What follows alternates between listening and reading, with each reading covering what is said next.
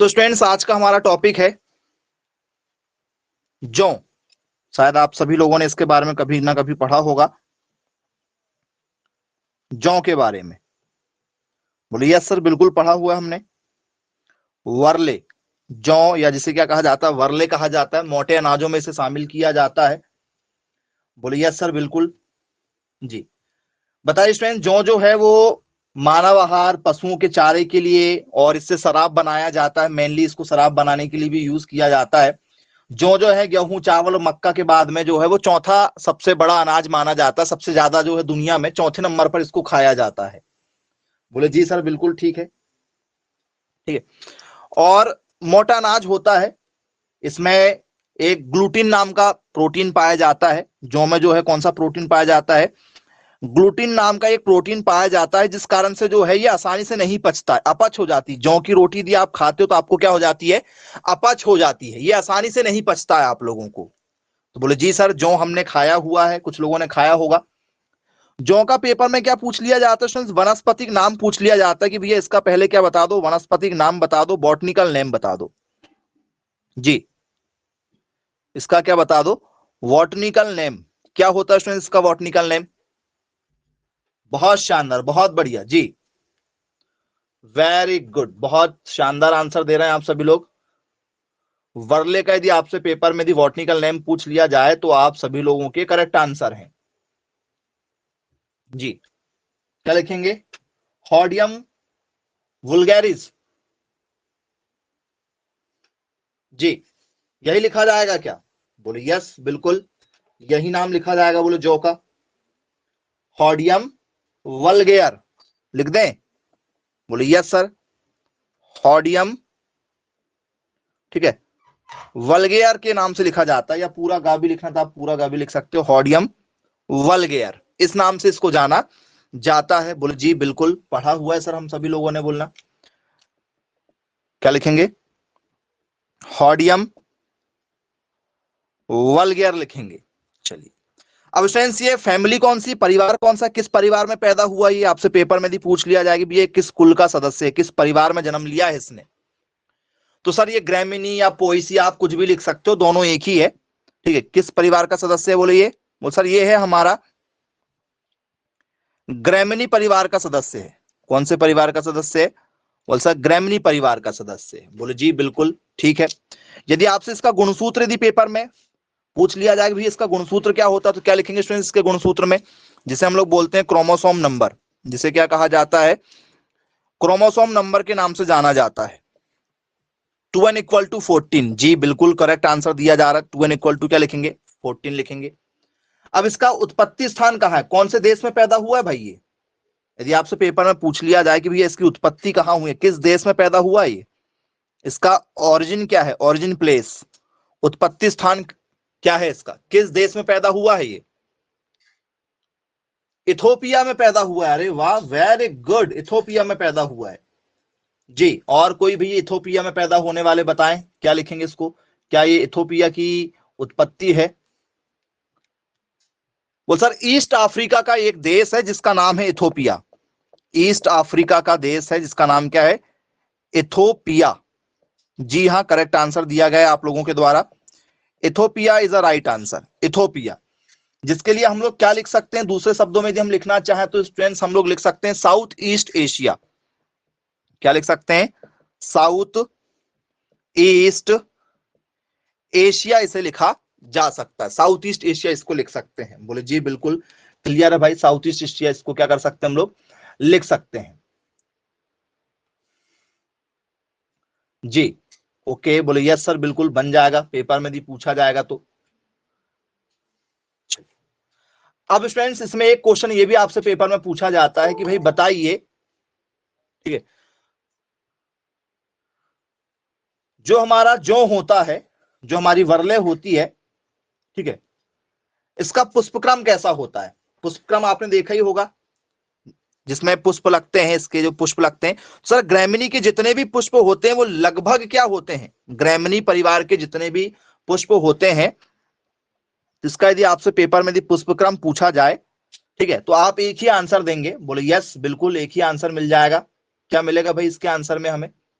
जी, इसके इन्फ्लोरेसेंस की यदि आप बात की जाए कि भी इसका इन्फ्लोरेसेंस जो है वो क्या होना चाहिए, क्या लिखेंगे? पुष्प सूत्र, इन्फ्लोरेसेंस क्या होगा? वो सर स्पाइक होगा। कैसा होगा? Spike, spike. अब जो पुष्प सूत्र होता है, स्पाइक कैसा होता है? क्योंकि आजकल आपको पेपर में जो है वो क्या पूछने जाने लगे स्टूडेंट्स, स्ट्रक्चर बेस्ड क्वेश्चन पूछे जाने लगे हैं। ठीक है, स्पाइक्स कैसे होते हैं? यदि आपसे डायग्राम यदि पेपर में पूछ लिया जाए कि भैया स्पाइक्स बताना है आप लोगों को, तो मैं आपको डायग्राम के साथ बता देता हूं।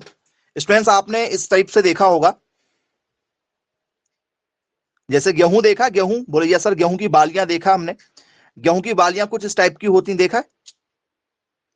बोले सर, गेहूं की बालियों को हमने देखा है, कुछ इस तरीके की हमारी क्या होती हैं, गेहूं की बालियां होती हैं। बोले जी सर बिल्कुल, इस टाइप की हमारी गेहूं की बालियां होती हैं। तो स्टूडेंट्स, ये जो पैटर्न है, इसी पैटर्न को क्या कहा जाता है? वो सर, इसी पैटर्न को कहा जाता है स्पाइक। इसी पैटर्न को क्या कहा जाता है? बोले सर, स्पाइक के नाम से जाना जाता है। बोले जी सर बिल्कुल ठीक है। अब जो होती है स्टूडेंट्स, इसका फल कैसा होता है? यदि आपसे पेपर में पूछ लिया जाए, भैया फल का प्रकार बताओ, फल का प्रकार बताओ, मतलब इसका क्या बताओ? फ्रूट टाइप बताओ, फ्रूट टाइप क्या होता है? जी, तो सर इनके सबके जो फ्रूट टाइप होते हैं हमारे, वो कैसे होते हैं सबके? सर कैरियोप्सिस होते हैं। कैसे होते हैं? कैरियोप्सिस होते हैं। कैसे लिखेंगे? कैरियोप्सिस लिखेंगे, कैरियोप्सिस फ्रूट होंगे। बोले जी सर बिल्कुल, कैरियोप्सिस होंगे। मतलब इनके बीजों के दो हिस्से कर पाना मुश्किल है, इनके बीजों के दो हिस्से नहीं होंगे, कैरियोप्सिस होते हैं। बोले यस सर, कैरियोप्सिस में क्या होते हैं? इनके दाने कुछ इस टाइप से होते हैं, इस टाइप से दाने आपने देखा होगा इनके, मोटे दाने में जौ के दाने यदि आपने देखा होगा तो। बोले जी बिल्कुल देखा हुआ है हमने। गेहूं के दाने को देखा है आपने? बोले यस बिल्कुल देखा हुआ है। तो बस वैसे स्टूडेंट्स क्या होता है, हमारे वरले के सीड्स होते हैं, यदि आपने देखा होगा तो आपको पता होगा। जी, जैसे आपके गेहूं के दाने होते हैं, हूबहू दाने क्या होते हैं, इसके भी होते हैं। गेहूं के दाने और इसमें कोई ज्यादा फर्क आपको नजर नहीं आता है। बोले जी बिल्कुल क्लियर है भाई, बन जाएगा पेपर में यदि पूछा जाएगा तो। अब स्टूडेंट्स, आपसे पेपर में पूछा जाता है कि बताइए स्टूडेंट्स, जौ के जो दाने होते हैं, ठीक है, इसका टेस्ट वेट कितना होता है? टेस्ट वेट, जी पेपर में पूछा जाता है भाई, इसका टेस्ट वेट कितना होता है? जी, टेस्ट वजन, जी टेस्ट वजन लगभग कितना लगा के आएंगे आप लोग? यदि आपसे पेपर में यदि पूछ लिया जाए तो टेस्ट वेट लगभग लगभग 40 ग्राम। जी very good, very good, very good, बहुत शानदार आंसर दिया जा रहा है आप लोगों के द्वारा। जी, और कोई भाई सही आंसर वाले? 40, 50, जी 48। अरे वाह, वेरी गुड। टेस्ट वेट का मतलब क्या होता है भाई? जिनको नहीं पता मैं उनको बता दूं, टेस्ट वेट का मतलब होता है कि 1000 आप जौ के दाने ले लो, वरले के आप 1000 दाने ले लो, और 1000 दानों का क्या निकाल लो? वजन निकाल लो। 1000 दानों का वजन क्या होता है, वो आपसे पेपर में पूछा जाता है, उसको टेस्ट वेट कहते हैं। क्या होगा 1000 दानों का वजन?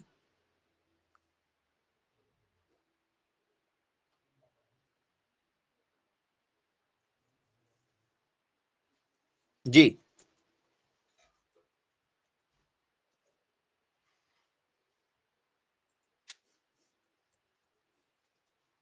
करेक्ट,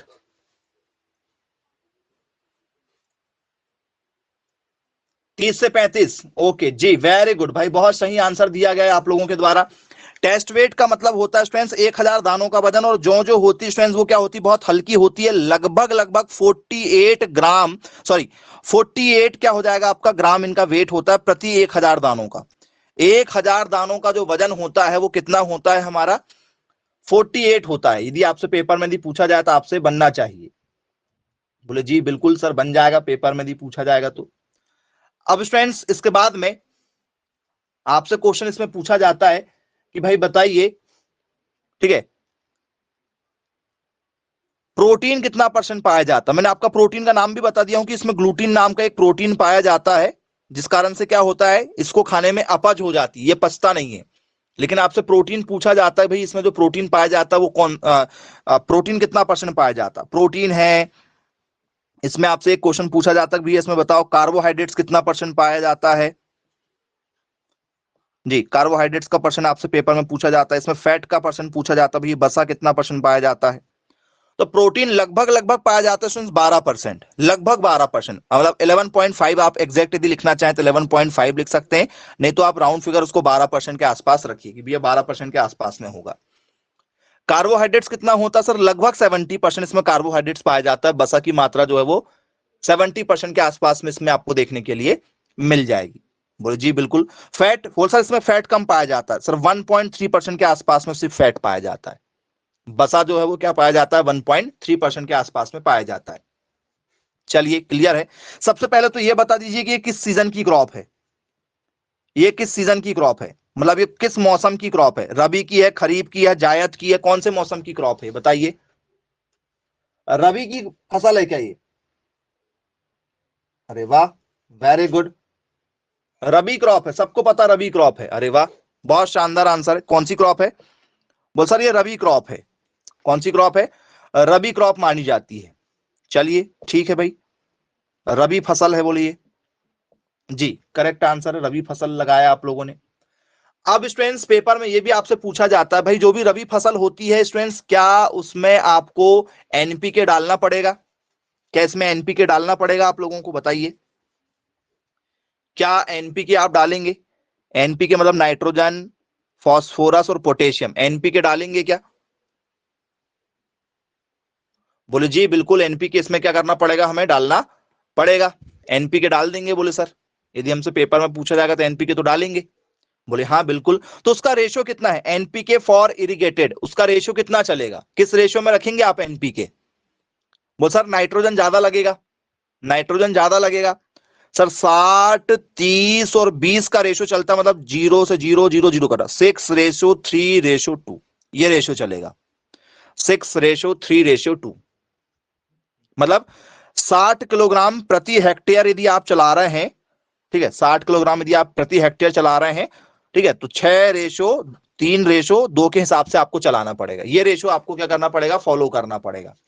चलिए, बोले यस सर बिल्कुल ठीक है, क्लियर है। पेपर में यदि पूछा जाएगा तो हमसे आसानी से क्या हो जाएगा, बन जाएगा। अब स्टूडेंट्स पेपर में आपसे यदि पूछा जाएगा भी गेहूं जो होती है वो तो ठीक है हमें पता है, लेकिन जो हमारा जौ होता है, जौ के आटे में कौन सा प्रोटीन नहीं पाया जाता है, बताओ।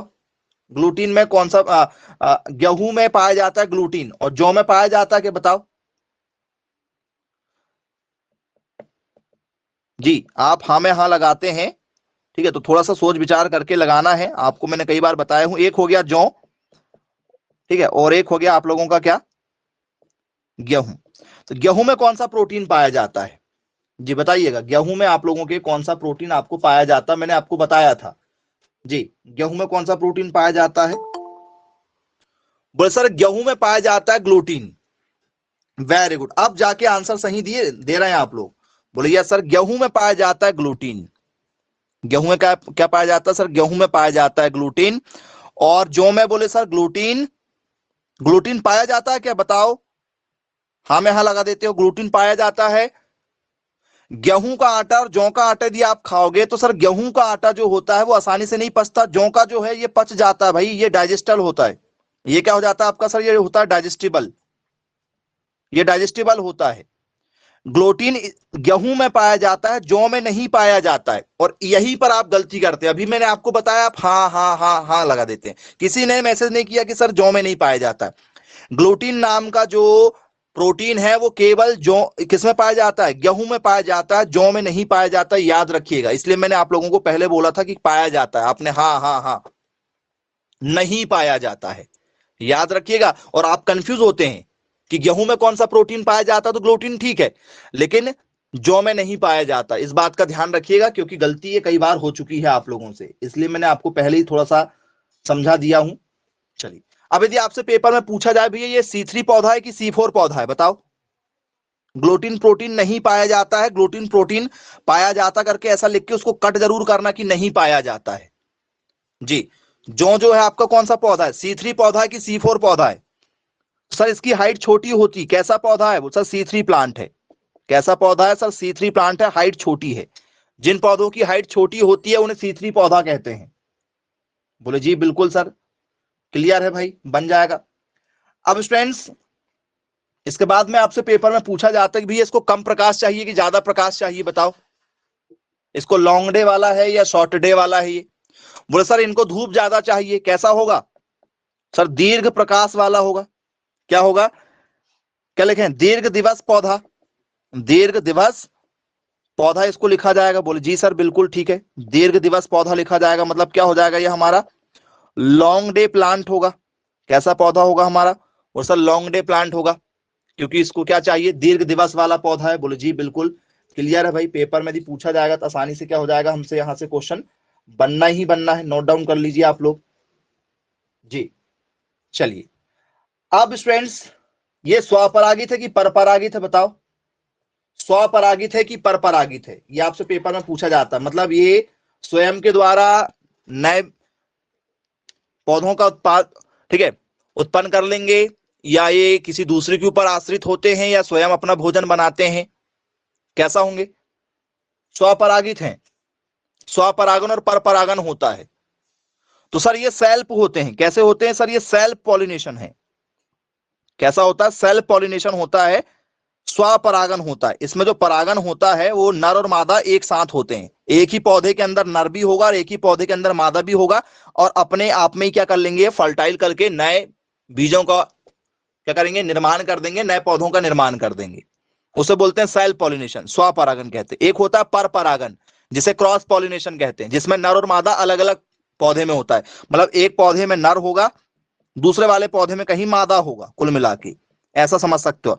नर पौधे से, ठीक है, किसी मधुमक्खी के द्वारा या किसी कीट के द्वारा या किसी भंवरे के द्वारा या हवा के द्वारा, जब यहां से जो नर फूल हैं वो क्या हो जाते हैं, नर के पर जो, ठीक है, कण होते हैं, वो जब तक मादा के अंडाशय वाले भाग में नहीं जाते तब तक वो क्या होता है, बीज का निर्माण नहीं करती हैं। और स्वपरागन में नर और मादा पास पास में ही होते हैं, तो उनको कोई दिक्कत नहीं जाती है, तो ये स्वपरागित होता है। बोले जी बिल्कुल क्लियर है भाई, पेपर में भी पूछा जाएगा। तो पूरे विश्व में जो है स्टूडेंट्स जौ का कहां उत्पादन सबसे ज्यादा होता है, highest production in the world. Paper में भी पूछा जाए कि भैया हाईएस्ट प्रोडक्शन जो है वो कहां पर होता है पूरे विश्व में, सर्वाधिक उत्पादन यदि आपसे पेपर में पूछा जाए तो कहां होता है जी। पूरे विश्व में सबसे ज्यादा उत्पादन कहां होता है, कौन से देश में होता है, जरा मैसेज कर दीजिए फटाफट, किस देश के साथ जाना चाहेंगे आप लोग, जो भी देश आप बताना चाहें। इंडिया में सबसे ज्यादा उत्पादन होता है जी, गलत आंसर है भाई, इंडिया हो ही नहीं सकता। इंडिया 15वें नंबर पर है, इंडिया जो है वो 15 नंबर पर है भाई। इंडिया में उत्पादन थोड़ी होता है इसका, आप लोगों ने भी नहीं खाए होंगे, जौ बहुत कम लोगों ने खाया होगा, आपके घर वालों ने खाया होंगे, आपने नहीं खाया होगा जी।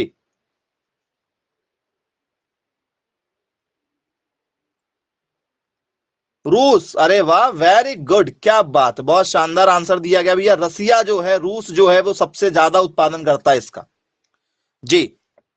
करेक्ट आंसर क्या है इसका, रसिया, रूस, रसिया या जिसे क्या कहा जाता है, रूस कहा जाता है। इंडिया वाले जो है वो इसमें 15वें नंबर पर है।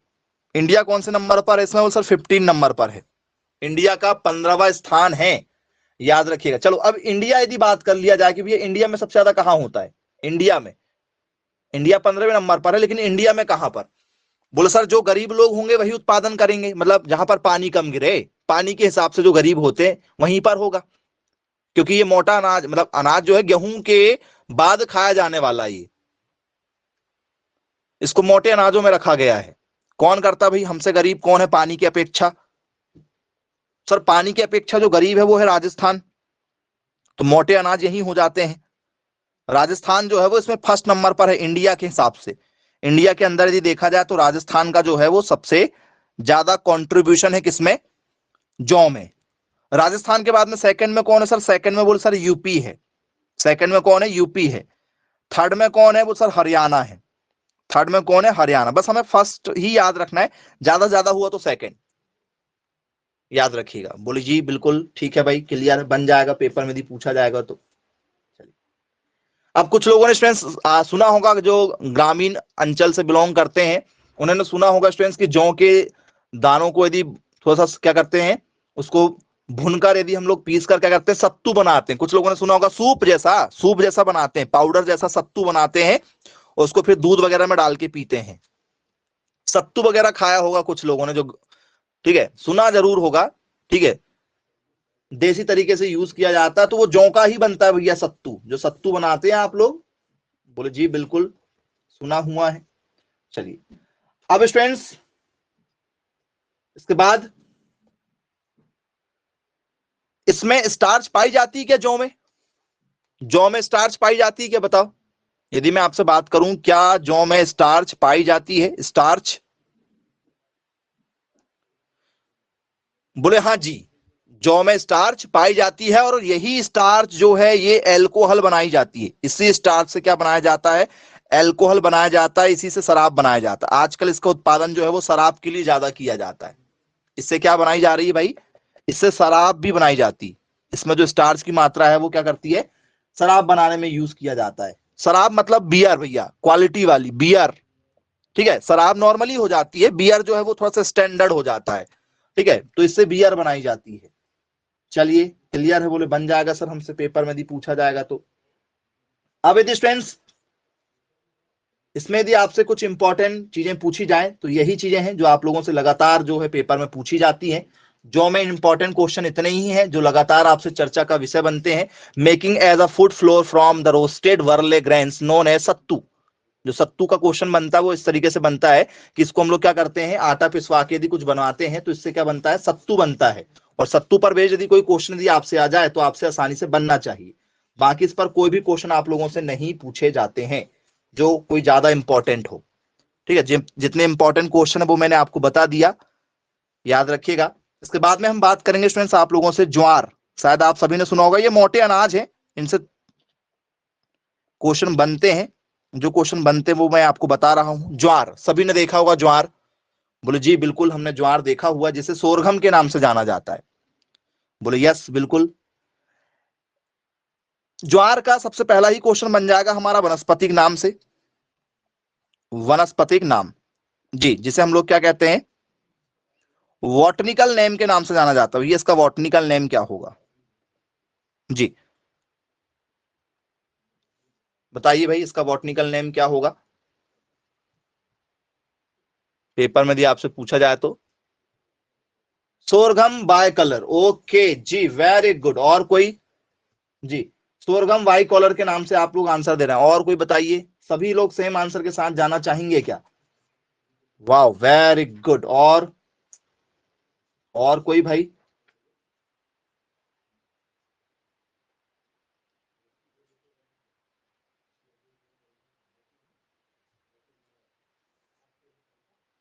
चलिए सभी एक सेम ही आंसर दे रहे हैं क्या? एक ने बोल दिया मतलब सब उसी के साथ जाना चाहेंगे, सोरगम बाई कॉलर के साथ। चलिए अच्छी बात है भाई, सेम आंसर देना चाह रहे हैं, कोई बात नहीं। करेक्ट आंसर क्या होगा इसका? सोरगम वाई कॉलर होगा। क्या लिखेंगे? सोरगम वाई कॉलर। बोले जी बिल्कुल क्लियर है भाई, सोरगम बाई कॉलर होगा। अब स्टूडेंट्स कुल, कुल क्या होगा इसका बताओ? कुल, कुल में क्या लिखें? ग्रैमिनी। कौन से परिवार का सदस्य है ये भी ग्रैमिनीज का है क्या? बोले जी बिल्कुल ग्रैमिनी परिवार का ही सदस्य है ये। यदि हमसे पेपर में यदि पूछा जाए भी, ये ग्रैमिनी भी लिख सकते हैं, और चाहे तो आप लोग क्या लिख सकते हो इसको? पोएसी भी लिख सकते हो। यदि आपको पोएसी लिखना है तो पोएसी लिखो, यदि आपको ग्रैमिनी लिखना है तो आप क्या कर सकते हो? ग्रैमिनी। दोनों आपको ऑप्शन कोई भी मिले, दोनों ही आपके लिए क्या होंगे? राइट आंसर हो जाएंगे। तो बोले यस बिल्कुल क्लियर है भाई, पेपर में यदि पूछा जाएगा तो। जी, अब स्टूडेंट्स ये बता दीजिए, सोरघम जो है, ठीक है, सोरघम का गुणसूत्र कितना होता है? गुणसूत्र, गुणसूत्र, क्रोमोसोम नंबर जिसे हम लोग कह सकते हैं। जी, क्या होगा क्रोमोसोम नंबर?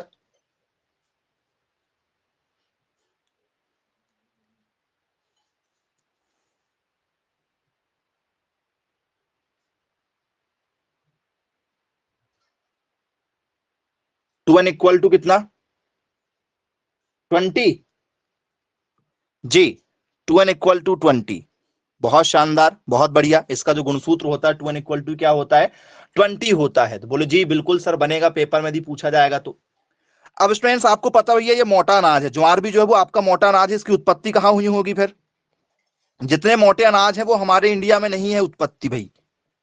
कहाँ है इसकी उत्पत्ति? सर अफ्रीका, गरीब देश है ना, पानी नहीं है वहां पर। अफ्रीका में पानी नहीं है ना। लोग, आपने देखा लोग काले क्यों होते हैं, आपने देखा होगा, ठीक है, कुछ लोग काले हैं। अफ्रीका के लोग हमेशा काले मिलेंगे। क्रिस गैल को देख लो आप लोग, अफ्रीका के लोगों को हम लोग सबसे पहले क्रिस गैल के नाम से पहचानते हैं, अरे वो काले लोग अफ्रीका वाले क्रिस गैल होगा, क्योंकि वेस्ट इंडीज जो है, ठीक है, वो अफ्रीका में आता है। बोलो यस सर, हमने देखा है। फिर हमने अंग्रेजों को देखा है, बचपन से हम लोग यही देख रहे हैं ना, पिक्चरों में हो, टीवी सीरियल में हो, अंग्रेजों को देखा है, बहुत हैंडसम होते हैं, ठीक है, मतलब पूरे के पूरे क्या हो जाते हैं, सफेद होते हैं, व्हाइट होते हैं। बोले जी सर। और इंडिया वाले जो होते हैं ये क्या होते हैं, सिर्फ फेयर कलर होता है इनका। इंडिया वालों में काले, ठीक है, नॉर्मली मीडियम, ज्यादा गोरे नहीं मिलेंगे आपको। यदि इंडिया वाला कितना भी गोरा व्यक्ति है, यदि उसको क्या करें, अंग्रेजों के बाजू में ले जाके खड़ा कर दें, तो वो अंग्रेज अलग पहचान में जाएगा, इंडिया वाला अलग पहचान में जाएगा, भले ही वो कितनी हैंडसम क्यों ना हो। बोले जी बिल्कुल सर। तो ये फर्क क्यों होता है? तो सर फर्क होता है एटमॉस्फेयर से। यदि आप लोगों की अभी नॉर्मल फेयर स्क्रीन यदि हो, ठीक है, और यदि आप लोग क्या करें, 6 महीने साल भर यदि विदेश में रह के आ जाएं, जो ठंडे प्रदेश हैं, जैसे स्विट्जरलैंड हो गया आपका, अमेरिका हो गया, इंग्लैंड हो गया, या दुबई वगैरह हो गए। दुबई तो थोड़ा सा गर्म है, ठंडे प्रदेश में यदि हम चले जाएं, तो ठंडे प्रदेश में जाएंगे तो क्या हो जाएगा, तो सर बोले हमारा मॉइस्चर के कारण से और जो एटमॉस्फेयर उसके कारण से क्या हो जाएगा, हम लोग का फेयर चेहरा जो है निखर के आ जाएगा। और यदि हम धोखे से कहां पहुंच गए, अफ्रीका पहुंच गए, ठीक है, तो हम काले हो जाएंगे, बिल्कुल काले। क्यों? क्योंकि सर वहां पर गर्मी ज्यादा, तो पानी कम है, पानी कम है, तो वो लोग कैसे अनाज खाते हैं? वो सर वो मोटे अनाज खाते हैं। कैसे अनाज खाना पसंद करते हैं सर? मोटे अनाज। तो उत्पत्ति मोटे अनाजों की मैक्सिमम जो है वो अफ्रीका तरफ ही हुई है। कहां हुई है? अफ्रीका। अफ्रीका जो है वो बहुत सारे देशों का समूह है, एक अकेला देश नहीं है अफ्रीका। अफ्रीका जो है वो एक पूरा का पूरा कॉन्टिनेंटल है, महाद्वीप है। जैसे हम लोग बोलते हैं ना, हम इंडिया वाले कहाँ रहते हैं सर? एशिया महाद्वीप में रहते हैं। एशिया महाद्वीप, तो एशिया महाद्वीप में चीन भी आता है, हमारा पाकिस्तान भी आता है, इंडिया भी आता है, श्रीलंका भी आता है, नेपाल भी आता है, बांग्लादेश भी आता है, म्यांमार भी आता है। बहुत सारे देश नहीं आते क्या? बोले जी बिल्कुल आते हैं। तो वैसे ही अफ्रीका है आप लोगों का। चलिए क्लियर है। अब फ्रेंड्स आपने देखा होगा ज्वार जो है वो काफी बड़ा होता है। ज्वार का पौधा जो होता है, ज्वार जो होती है, हमारी सोरगम जो होती है, इसकी पौधे की हाइट जो होती है काफी ऊंची होती है, मक्का से भी ऊंचा होता है ये। हाइट में मक्का से भी ऊंचा होता है। तो ये C3 पौधा होगा कि C4 पौधा होगा? C3 पौधा होगा कि C4 पौधा होगा? ऐसे पौधे जिनकी हाइट इंसानों की हाइट से लगभग ऊंची मिल जाए तो क्या होना चाहिए बताओ?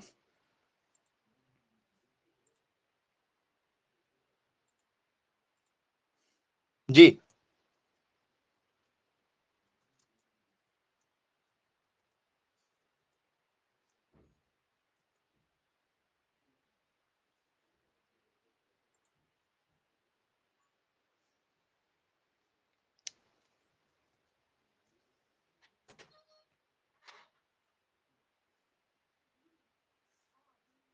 जी, बताइए क्या होगा भाई? आंसर दीजिए, इसका करेक्ट आंसर क्या होना चाहिए? अब पेपर में आपसे पूछ लिया अभी, ये कुल, कुल ज्वार का कुल क्या होता है सर? ज्वार का कुल में हम लोग क्या लिख सकते हैं? पोएसी लिख सकते हैं या ग्रामिनी लिख सकते हैं? बोले यस सर, बिल्कुल लिख सकते हैं। इसके बाद में यदि आपसे पेपर में पूछ लिया जाए कि भैया इसका पुष्पक्रम कैसा होता है, पुष्पक्रम, पुष्पक्रम मतलब इसमें जो फूल निकलता है, वो फूल का जो, ठीक है, तरीका है लिखने का, वो तरीका क्या होता है उसके फूल को लिखने का? बताओ क्या लिखोगे आप लोग? वो सर इसका फूल भी जो होगा वो क्या होगा, इसका इन्फ्लोरोसेंस यदि आपसे पेपर में यदि पूछ लिया जाए तो क्या लिखोगे? इसका पुष्पक्रम कैसा होता है? इन्फ्लोरोसेंस यदि आपका जाए पुष्पक्रम। तो आपने देखा ज्वार देखा? बोले जी सर बिल्कुल ज्वार देखा, हमने खाया भी होगा। तो स्टूडेंट्स कुछ इस तरीके से उसका क्या होता है, एक हेड होता है, इस तरीके से एक क्या बनता है, उसका हेड बनता है ज्वार का। ज्वार का पूरा क्या आता है, एक हेड बनता है। तो बोले जी सर बिल्कुल देखा हुआ हमने, ज्वार का कुछ इस तरीके से हेड बनता है। तो उस हेड को क्या कहा जाता है? जी, उस हेड को क्या कहते हैं हम लोग? ज्वार के हेड को पेनिकल कहते हैं क्या? पेनिकल, ज्वार के हेड को पेनिकल कहते हैं। बोले जी बिल्कुल पेनिकल कहा जाता है। अब ये पेनिकल जो है यदि आपसे पेपर में यदि पूछ लिया जाए, ठीक है, तो पेनिकल कहा जाता है। बोले इसको क्या कहते हैं? इसको हम लोग पेनिकल के नाम से जानते हैं, पेनिकल के नाम से इसे जाना जाता है। चलिए भाई अच्छी बात है, बन जाएगा। अब स्टूडेंट्स जो फल होता है, जितने भी, जब भी ग्रैमिनी कुल की बात की जाए या पोएसी कुल की बात की जाए, ग्रैमिनी की बात की जाए या तो पोएसी की बात की जाए, ठीक है, दोनों एक ही होता है। ठीक है, दोनों क्या होता है, चाहे वो आपसे ग्रैमिनी पूछ लिया जाए या आपसे क्या पूछ लिया जाए, ठीक है, ग्रैमिनी या पोएसी पूछ लिया जाए। जब भी आएंगे पुष्पक्रम आप लोगों का पेनिकल स्पाइक्स होगा। और जो फल का प्रकार होता है स्टूडेंट्स, फल का प्रकार आपका कैसा होता है? इनका फल, फल का प्रकार, जो फल आपको मैंने अभी बताया वो फल कैसा होता है? Fruit type. यदि आपसे पेपर में पूछ लिया जाए भी इसका फ्रूट टाइप कैसा होता है, तो फ्रूट टाइप को क्या लिखते हैं स्टूडेंट्स हम लोग? सर फ्रूट टाइप को लिखा जाता है कैरियोप्सिस। क्या लिखा जाता है? कैरियोप्सिस लिखा जाता है। बोले यस सर बिल्कुल ठीक है, क्लियर है, बन जाएगा। बोले क्या लिखा जाता है इसको? कैरियोप्सिस के नाम से लिखा जाता है।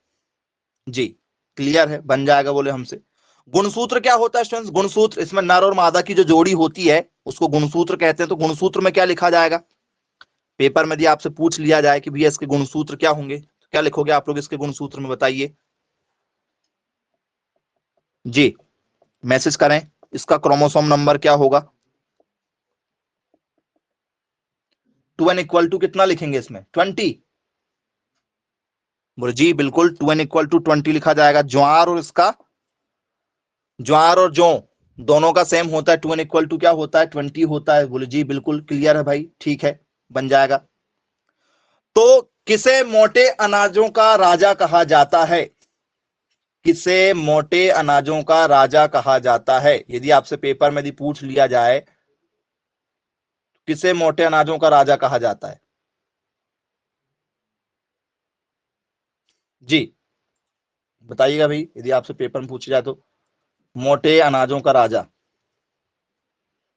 जी इसी को कहा जाता है क्या? अरे वाह, वेरी गुड, मोटे अनाजों का राजा इसी को कहते हैं। जी, और मोटे अनाजों की रानी, मोटे अनाजों की रानी किसे कहा जाता है? मक्का को। जी, मोटे अनाजों की रानी मक्का को, और मोटे अनाजों का यदि राजा पूछ लिया जाए तो भैया राजा इसी को कहा जाता है। जी, संज्ञा दी गई है। चावल, चावल, ज्वार,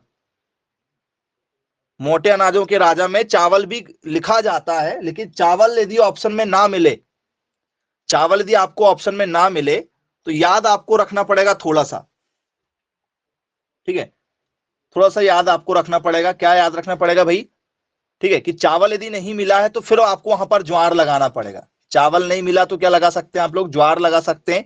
इसलिए पेपर में से कई बार कहा गया भैया, क्या कहा गया है? वो सर इसे कहा जाता है कोर्स ग्रेन के नाम से जाना जाता है। याद रखिएगा भाई, इसे क्या कहा जाता है? कोर्स ग्रेन के नाम से जाना जाता है। कोर्स ग्रेन, कोर्स ग्रेन मतलब होता है मोटे अनाज, मोटे अनाजों का राजा, या कह सकते हैं हम लोग king of coarse grain. Coarse grain का मतलब होता है कि ये इंसानों को मरने बस नहीं देगा। ठीक है, आपकी बॉडी नहीं बन पाएगी, आप क्या हो सकते हो, ठीक है, आप उतने मैच्योर नहीं हो सकते, आपका जो है विकास प्रॉपर नहीं हो पाएगा। बस इतना है कि आप लोग भूखमरी से बच सकते हैं। तो आपने देखा होगा जैसे भूटान सबसे गरीब देश है पूरे विश्व में जो है, ठीक है, 283 देश हैं। अच्छे खासे देशों की यदि हम संख्या करें तो लगभग लगभग 283 देश हैं। पिक्चरों में भी कई बार आपने सुना होगा कि 283 कंट्री है, ठीक है, और तुमको पाकिस्तान की लड़की मिली थी क्या शादी करने के लिए? ऐसा कहीं डायलॉग सुना होगा आपने पिक्चरों का, ठीक है। बोले यस सर। और छोटे मोटे यदि मिला लेंगे तो लगभग 310 या 308 देश के आसपास में है। 310 और 308 के आसपास में टोटल देश है पूरे विश्व में, जिसमें सबसे गरीब हमारा कौन सा? भूटान है। मतलब भुखमरी इंडेक्स में यदि देखा जाए तो, हंगर इंडेक्स जिसे कहा जाता है, हंगर इंडेक्स हर साल जारी होता है। भुखमरी, ठीक है, भुखमरी में कौन से स्थान पर है। यदि इंडिया की यदि हम बात करें भाई, हंगर इंडेक्स की, वो भी बात कर लेते हैं, क्योंकि ये भी क्वेश्चन आप लोगों के लिए पेपर में पूछा जाता है जी। हंगर इंडेक्स में हम कौन से नंबर पर हैं बताओ, हमारा कौन सा नंबर है हंगर इंडेक्स में, पता है आपको कौन से नंबर पर है इंडिया? जरा ध्यान दीजिएगा, ग्लोबल हंगर इंडेक्स, ठीक है जी, ग्लोबल हंगर इंडेक्स के नाम से जाना जाता है इसको। इसमें इंडिया कौन से नंबर पर है, आपको बहुत आश्चर्य होगा, ठीक है। और आप लोग सोचते हैं ना कि भाई पार्टी आ गई, ये पार्टी है, वो पार्टी है, ठीक है, तो हमारा बहुत विकास हो रहा है, ठीक है, कुछ विकास नहीं हो रहा है आप लोगों का, यदि आप ग्लोबल, ठीक है, हंगर इंडेक्स को यदि आप देखते हो तो जी। क्या कह सकते हैं इसको हम लोग, बस इसको कहा जाता है, ठीक है, भुखमरी सूचकांक, सूचकांक जी, ग्लोबल हंगर इंडेक्स के नाम से जाना जाता है। इसमें 121 देश शामिल थे, 121 देश इसमें क्या थे, पार्टिसिपेट किए थे। मतलब कितने देशों ने, 121 देशों ने। बाकी लोग गरीब देश हैं, वो मिले हुए हैं, जैसे रसिया के पास में बहुत छोटे छोटे देश हैं, अमेरिका, अमेरिका एक जो है वो अकेला नाम हमें सुनाई देता, अमेरिका के पास में छोटे छोटे बहुत सारे देश हैं, ठीक है, जो सब अमेरिका से चलते हैं। जैसे ब्रिटेन, ब्रिटेन के भी अंदर बहुत सारे लोग जुड़े हुए हैं। जैसे वेस्ट इंडीज की टीम आती है, वो छोटे छोटे राज्यों को मिला के वेस्ट इंडीज बना हुआ है। वेस्ट इंडीज कोई एक पर्टिकुलर देश का नाम थोड़ी है। तो वैसे 121 देश मिले, 121 देश में हम कौन से नंबर पे रहे होंगे जरा बता दो। 121 देश जब आपस में जोड़े कि भाई भूख में, ठीक है, भूखमरी में कौन इसमें जो है वो कौन से नंबर पर है, हम बताओ जी। हंगर इंडेक्स में हम कौन से नंबर पर आएंगे, 110 नंबर पर हैं क्या हम? अरे वाह, वेरी गुड,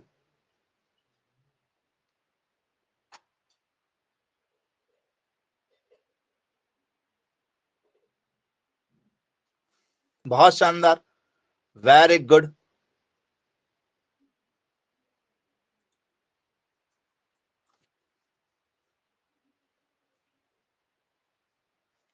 जी। 110 नंबर पर है बोले, वेरी गुड, बहुत शानदार भाई, वेरी गुड, बहुत बढ़िया, सही आंसर दिया गया आप लोगों के द्वारा। पेपर में यदि आपसे पूछ लिया जाए स्टूडेंट्स, ठीक है, ये इंडेक्स में, तो हमारी हाल क्या है, हम लोग क्या है, हम लोग कैसे हैं इस नंबर पे? बोल सर हम लगभग लगभग जो है वो 121 में 107 नंबर पर है, 107 110, ये जो थोड़ा सा डाटा है ये बढ़ते जाता है, इस नंबर पर है हम गरीबी में, ये नंबर है हमारा इंडेक्स में। मतलब हमारी कोई ज्यादा कोई अच्छी पोजीशन नहीं है भाई, हम 121 देश में कौन से नंबर पर आते हैं, सबसे नीचे नंबर है हमारा। हमसे हम हमसे ऊपर पाकिस्तान है, हमसे ऊपर पाकिस्तान है, ठीक है। तो हालत खराब होती है, तो ये इंडेक्स क्या किया जाता है, सभी लोगों के खान पान पे डिपेंड होता है, ठीक है। पाकिस्तान जो है वो मांग लेता है किसी से भी, ठीक है, मांग के खाता है, लेकिन वो अभी ये ठीक ठाक था इस बार के ग्लोबल इंडेक्स में। चलिए, इसके बाद में आप लोगों से पेपर में पूछा जाता है, ठीक है, एक क्वेश्चन कि भाई बताइए, ये जो हमारी ज्वार होती है,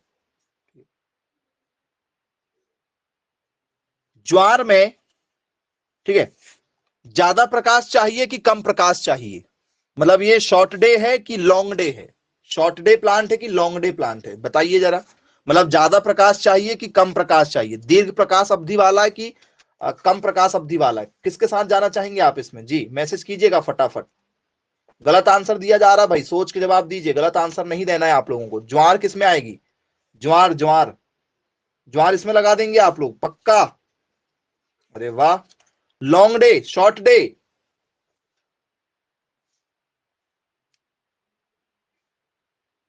जी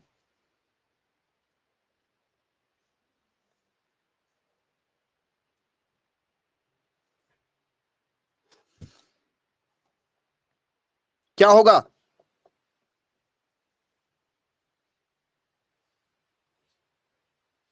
क्या होगा बताओ, ज्वार कैसी है? एसडीपी है, एसडीपी मतलब क्या होता है सर, लघु दिवस का है ये, लघु दिवस, लघु दिवस मतलब ये बारिश की फसल है, पक्का समझ जाना। लघु दिवस यदि आया तो समझ जाना कौन सी फसल है, बारिश की फसल है, क्योंकि बारिश की फसल में जो है वो दिन क्या हो, दिन में क्या निकलती है, धूप कम निकलती, तो लघु दिवस क्या है, पादा भाई, जिसे क्या कहा जाता है इंग्लिश में, इंग्लिश में कहा जाता है इसे short day plant, short day plant के नाम से जाना जाता है इसे। बोले जी सर बिल्कुल ठीक है भाई, पेपर में यदि हमसे पूछा जाएगा तो आसानी से जो है वो क्या हो जाएगा, बन जाएगा। कम प्रकाश अवधि वाला पौधा है। लघु दिवस का मतलब होता है कम प्रकाश चाहने वाला, जिसको प्रकाश की आवश्यकता क्या पड़ती है, कम पड़ती है। तो बोले जी सर बिल्कुल ठीक है भाई, बन जाएगा, पेपर में यदि पूछा जाएगा तो आसानी से। अब स्टूडेंट्स इसमें आप मुझे ये बताइए, यदि आपसे पेपर में यदि क्वेश्चन पूछ लिया जाए कि भाई इसमें प्रोटीन कितना परसेंट पाया जाता है, ज्वार में जो है वो प्रोटीन कितना परसेंट पाया जाता है, जी ज्वार में प्रोटीन कितना पाया जाता है, प्रोटीन कितना परसेंट, प्रोटीन कितना परसेंट पाया जाता है,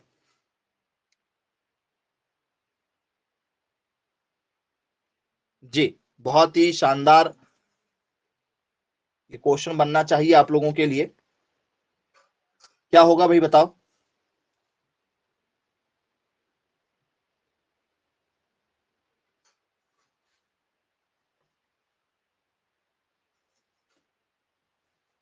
नहीं मालूम, प्रोटीन का परसेंटेज सर लगभग लगभग 11% के आसपास, 11 12 के आसपास में इसमें क्या पाया जाता है, प्रोटीन पाया जाता है। बोले जी सर बिल्कुल ठीक है।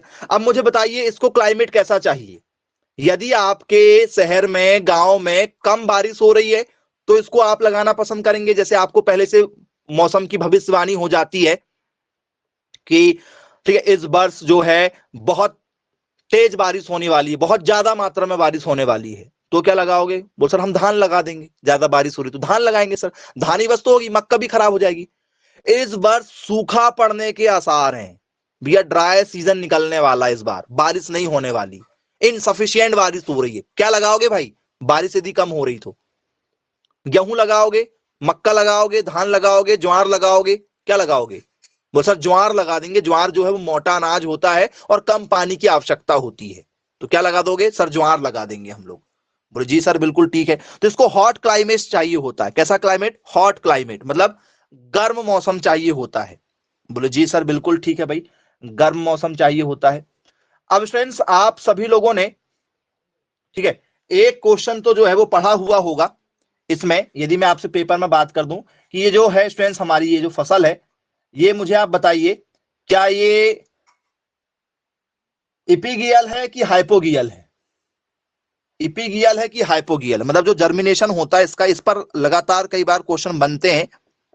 ये जर्मिनेशन जो है जिसे हम लोग बोलते हैं अंकुरन, यदि ये अंकुरित हो रहा है, जैसे मान के चलो क्या किया आप लोगों ने, ये ये बीज लिया मैंने, ये बीज जमीन के अंदर लगा दिया, इसमें पानी वानी डाल दिया, ठीक है, ये दूसरा भी बीज लिया मान चलो मैंने, जी यदि ये जो है ठीक है, ठीक है इसका अंकुरन यदि जैसे मान चलो जो बीज है, ये बीज क्या हो गया, ऐसे जड़ गई और ये बीज का जो है वो थोड़ा सा तना निकल के, जो बीज है ना वो बीज ऊपर आ गया, ऊपर की ओर आ गया, ये ऊपर की ओर आ गया, ये जो बीज है वो हल्का सा ऊपर की ओर आ जाता है, आपने देखा होगा बीज ऊपर की ओर आ जाता है, इसका जो छिलका वो ऊपर की ओर आ जाता है, और फिर ऐसे जर्मिनेशन होता है, ऐसे जर्मिनेशन होता है, ऊपर पौधा बन जाता है। और इसका जो बीज है ना वो जड़ के साथ में क्या हो जाता है, नीचे चला जाता है मान चलो, या जगह ही पे रहता है, ठीक है, ऊपर नहीं आता, ऊपर सिर्फ क्या आते हैं इसके, वो आते हैं। ये बीज आया भैया साथ में, जो आपने जो बीज लगाए थे नीचे, वो बीज कहाँ जाता है, हल्का सा ऊपर की ओर जाता है, और इसमें बीज जो है वो नीचे की ओर जाता है, तो जिसमें बीज ऊपर की ओर जाता है इसे कहा जाता है इपीगियल, जिसका बीज जो है वो क्या आ जाता है, अंकुरित होने के बाद में ऊपर आ जाता है, इसको इपीगियल कहते हैं।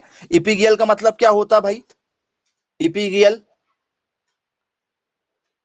इपीगियल को क्या कहते हैं, अधोभूमिक कहते हैं कि अंताभूमिक कहते हैं, इपीगियल का मतलब क्या होता है, अधोभूमिक, जी बताइएगा पेपर में यदि पूछा जाए इपीगियल, व्हाट इज इपीगियल, इपीगियल क्या लिखोगे, अधोभूमिक कि अंताभूमिक,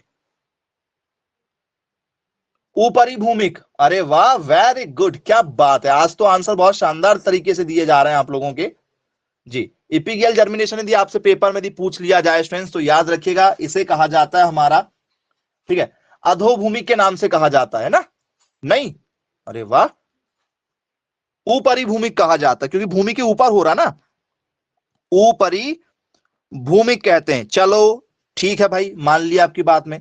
दूसरा वाला क्या कहलाएगा आपका सर? ये भूमि के नीचे हो रहा है इसका, तो ये क्या कहलाएगा हमारा सर? ये हाइपोगियल कहलाता है, हाइपोगियल जर्मिनेशन। मतलब इसी को क्या कहेंगे हम लोग सर? इसको बोलेंगे हम अधोभूमि, अधो मतलब भूमि के नीचे। देखो पौधा दोनों में ऊपर ही निकलेगा, पौधा तो ऊपर आ रहा है, लेकिन जो बीज था ना, जिस बीज को हमने बोए थे जमीन के अंदर में, ठीक है, कई बार आपने देखा होगा कि ऐसे बीज हो रहा है और उसकी ऐसे नोक पर क्या जाते हैं, वो जो बीज जाता है वो बीज ऐसे नोक पे आ जाता है, आपने कई बार देखा होगा। आप लगा के देखना, आप लगा के देखना, जैसे आपके घर में क्या होगा, ठीक है, जैसे आपके घर में मूंगफली होगी तो मूंगफली के बीज को लगा के देखना आप लोग।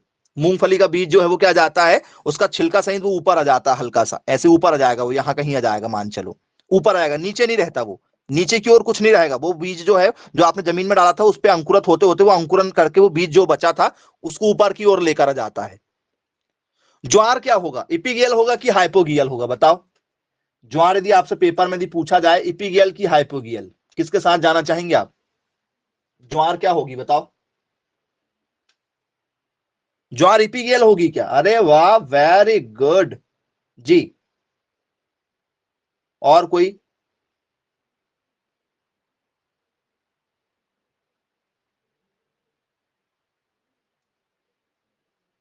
और कोई बताओ भाई।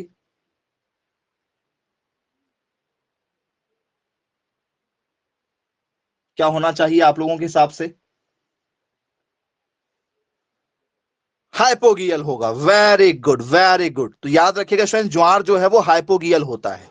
ज्वार कैसी होती है आप लोगों की? हाइपोगियल होती है। इसका जो जर्मिनेशन होता है वो कहां होता है? जमीन में नीचे की ओर होता है, मतलब जो बीज है वो ऊपर नहीं जा पाता, बीज जो है वो ऊपर नहीं जा पाता। और ये क्या है आप लोगों का? C3 पौधा। किस किस की हाइट बड़ी होती है? हाइट बड़ी होने के कारण से इसे क्या कहा जाता है? C3 पौधा कहा जाता है। चलो, क्या स्टूडेंट इसे कैमल क्रॉप भी कहा जाता है? कैमल क्रॉप, ऊंट लोग, कैसे ऊंट वाली क्रॉप कहा जाता है? ऊंट क्रॉप कहा जाता है किसको? कैमल क्रॉप, कैमल क्रॉप जी। ऊंट की फसल, क्योंकि ऊंट को खिलाते हैं किसको? ऊंट की फसल, क्योंकि राजस्थान में होती मोटा अनाज है तो इसको ऊंट की फसल कहा जाता है क्या? बोले जी सर, इसको ऊंट की फसल के नाम से भी जाना जाता है, किंग ऑफ कोर्स सीरियल या कोर्स क्रॉप, ठीक है, क्योंकि ये मोटा अनाज है तो इसको अनाजों की रानी भी कहते हैं। मोटे अनाजों की रानी, अनाजों की रानी नहीं, मोटे अनाजों की रानी, फर्क है। चावल को अनाजों की रानी कहा जाता है। भैया राजा जो है हमारा, राजा जो है, किंग जो है हमारा, राजा कौन है सर? राजा हमारा मक्का है, राजा हमारा मक्का है। बोले यस सर, मोटे अनाजों का राजा मक्का है हमारा। बोले जी सर बिल्कुल। रानी कौन है? रानी कौन है? क्वीन कौन है भाई? यदि आपसे पेपर में पूछा है क्वीन कौन है सर? क्वीन हमारी गेहूं है। क्वीन हमारी कौन है सर? गेहूं है जी। लेकिन ज्वार कौन है हमारी? ज्वार बताओ, ज्वार कौन है हमारी? ज्वार को क्या कहा जाता है बताओ? ज्वार किस में आएगी आपकी?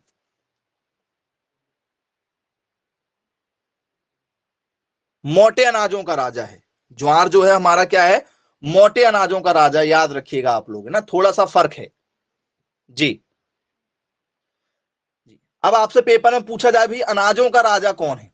अनाजों का राजा, मोटे नहीं लगा रहे हैं, मोटा शब्द हटा दो भाई, मोटा शब्द हटा दो, सिर्फ अनाजों का राजा पूछा जा रहा है। कौन है अनाजों का राजा? सर अनाजों का जो राजा है, ये वीट नहीं होगा क्या? अरे वाह, वेरी गुड, चलो एक ने तो सही आंसर दिया। अनाजों की रानी किसे कहा जाता है? अनाजों की रानी मक्का को कहा जाता है। चलो, अरे वाह, सुधार लिए भाई आंसर, बहुत बढ़िया, वेरी गुड। जिन जो भी बच्चे आंसर दे रहे हैं भाई, बहुत अच्छी बात है।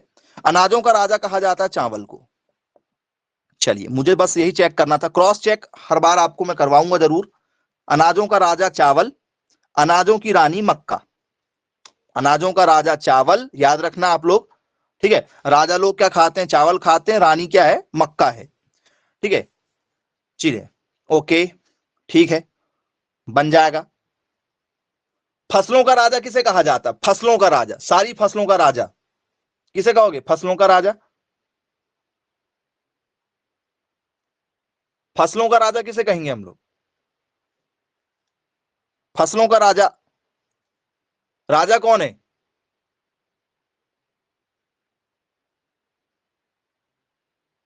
चावल है। अनाजों का राजा चाहे फसलों का राजा पूछा जाए, फसलों की रानी मक्का को ही कहा जाएगा। चलिए मोटे अनाज में बस हम क्या करते हैं, ज्वार को पढ़ते हैं, मोटे अनाज दिया जाए तो। चलिए याद रखिएगा स्टूडेंट्स, पेपर में यदि आपसे पूछ लिया जाए क्वेश्चन तो आप लोगों से बनना चाहिए, गड़बड़ मत कर देना भाई। चलिए मोटे अनाजों की रानी किसे कहा जाता है? मोटे अनाजों की रानी, मोटे अनाज की, मोटे हो चाहे पतले हो, दोनों की रानी कौन है? रानी एक ही है भैया, मक्का ही है। मोटे अनाजों की रानी भी कौन है? मक्का ही है। याद रखिएगा, थोड़ा सा आप गड़बड़ करते इसलिए मैं बता दे रहा हूं। ये आप लोगों का सिर्फ क्या है सर, ये हमारा क्या है, ठीक है, कोर्स क्रॉप के नाम से इसे जाना जाता है। ये आपकी कोर्स क्रॉप है। कैसी है ये? हमारी कोर्स क्रॉप के नाम से इसे जाना जाता है। ये मोटा अनाज है हमारा, मोटे अनाजों का राजा है। कंफ्यूज मत हो जाना, इसलिए मैंने आपको पहले ही समझा दिया हूं, ठीक है, कि आप गलती कहां करते हैं वो मैं आपको पहले ही बता दिया था। आप हाँ में हाँ मिलाए थे, इस कारण से मैंने आपको पहले ही बता दिया था। राजा आएगा तो राजा लोग हमेशा चावल खाते हैं, ऐसे याद रख लेना आप लोग। रानी लोग जो है वो मक्के की रोटी बनाती है, ठीक है, राजा के लिए, ऐसे याद रख सकते हो। राजा चावल खाता है, रानी क्या खाती है अपने लिए? मक्के की रोटी बनाती है। ऐसे करके जो भी आप ट्रिक से याद रखना चाहो याद रख लीजिएगा। चलिए ठीक है स्टूडेंट्स, आज की क्लास को यहीं समाप्त करते हैं। Bye bye, take care.